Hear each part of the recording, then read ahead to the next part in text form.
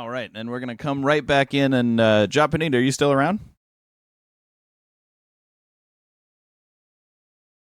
I Looks like He it. asked about he or she. I'm not sure. Asked about roughly how much. Okay, yeah, you asked about how much the prices are going up in that area.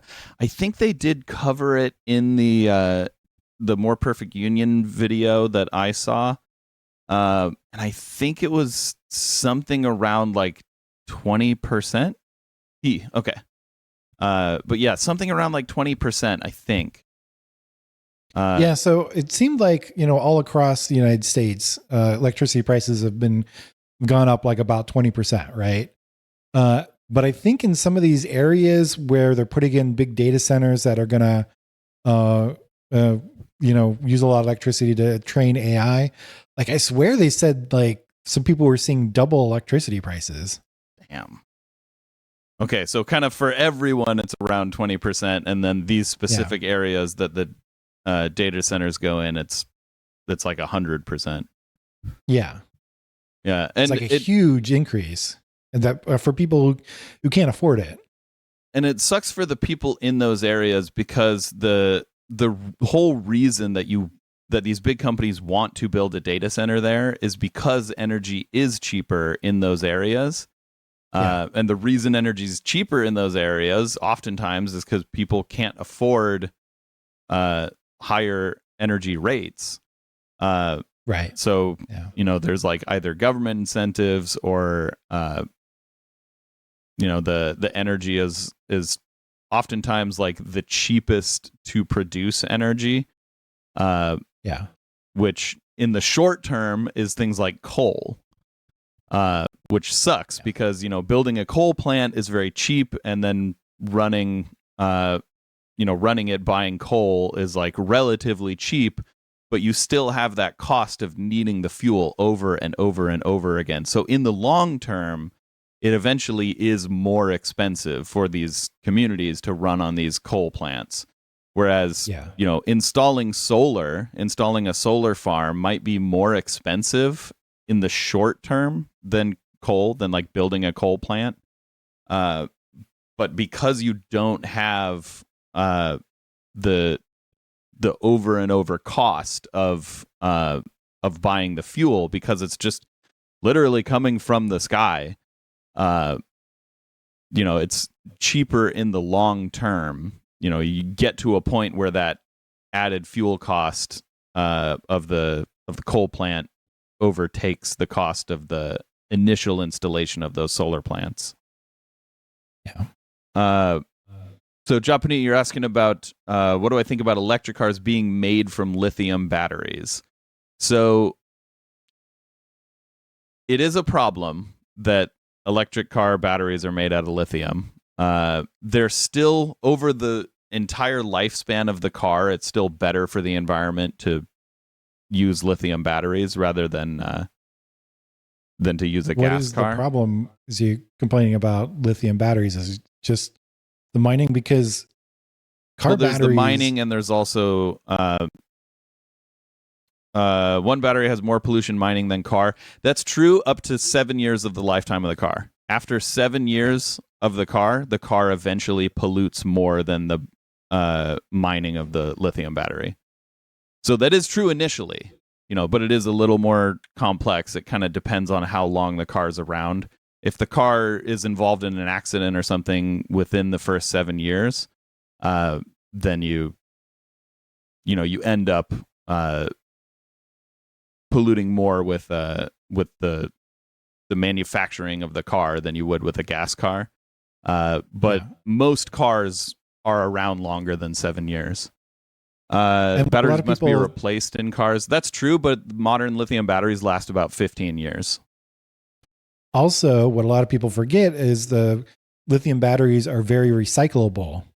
That's true too. Yeah. And it's something like 90% of the lithium can be recovered from batteries after the end Yeah. of their life. And there's this thing called black mass, which is basically what happens when you take one of the car batteries from pretty much anywhere, and first you take them out of their container, and then basically you just churn it up. You chop it up into tiny bits, ground up battery shred it, soup. and what you end up with is this black stuff, which they call black mass. And that now is a commodity that can be bought basically on open market and has a lot of value because it has a bunch of stuff in it that can be extracted and recycled and reused, including a lot of lithium. Okay, that's good. Yeah.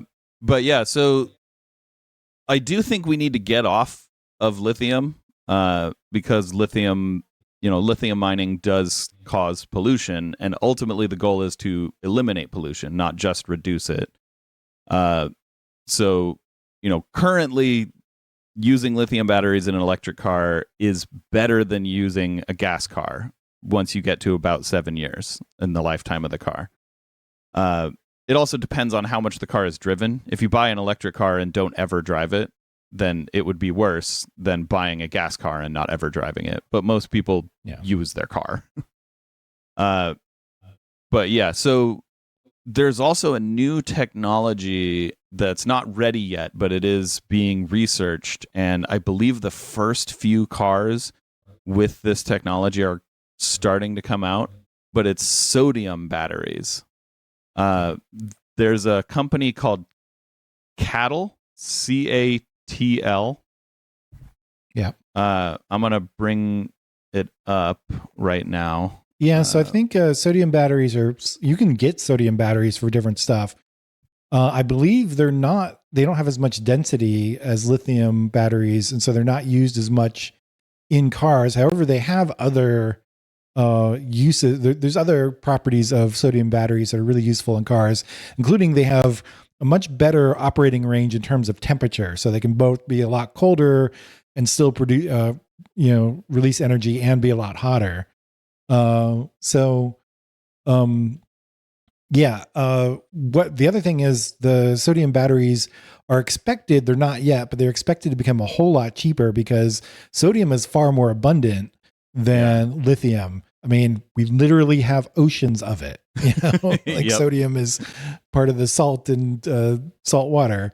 And it also helps with desalination because right now when you desalinate water, it's very expensive to do, and the salt that you get from that extraction process is not very valuable. But if you can use that to produce batteries, then it becomes a much more valuable process to desalinate water. So it's at that point it's a very good thing to desalinate water for multiple reasons. Yeah.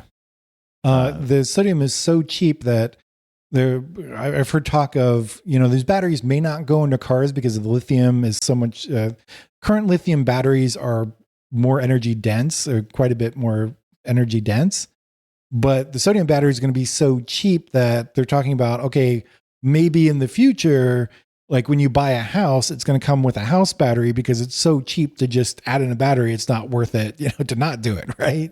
And there's a lot of advantages to having a house battery. But it's, those kind of batteries are may not be as good for cars. But I think that also, this technology will improve just like lithium ion did. The first lithium ion batteries weren't very good, and they were better than the previous batteries like nickel metal hydride and nickel cadmium. But they weren't very good for the application of electric vehicles. So that's why electric vehicles really didn't catch on until lithium batteries got good enough that they could be used in a vehicle and have a decent range. So I think also, we should note that you and I, Matt, are both electric car owners. So, there might be some bias in what we say. I like to think that I'm relatively unbiased when I'm talking about this stuff, but obviously there could be biases that we don't know. So just, full disclosure, you and I both own electric cars. Right. So, yeah.